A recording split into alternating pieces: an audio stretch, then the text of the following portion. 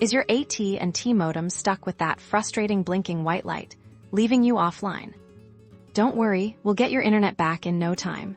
The first and most effective step is a simple power cycle. Locate the power cord for your AT&T modem and unplug it from the wall outlet. Make sure it's completely detached.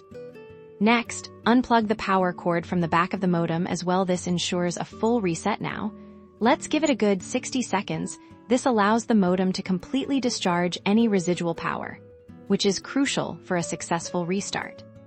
While we wait, let's quickly check your connections. Ensure that the coaxial cable, which is usually a thicker cable that screws into the back of the modem, is securely fastened at both the modem and the wall outlet. A loose connection is a common culprit.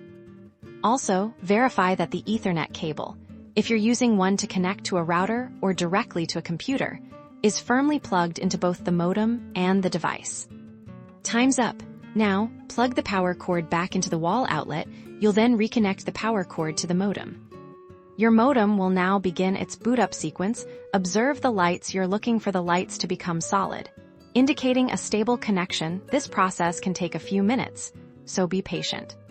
If the white light continues to blink after a few minutes, or if it goes back to blinking, try repeating the power cycle. Sometimes a second reboot is all it takes.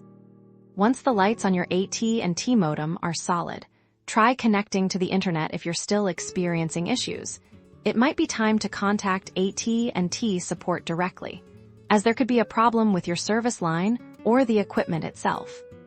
Hopefully, this guide has resolved your blinking white light issue and got you back online. Don't let technical glitches disrupt your digital life.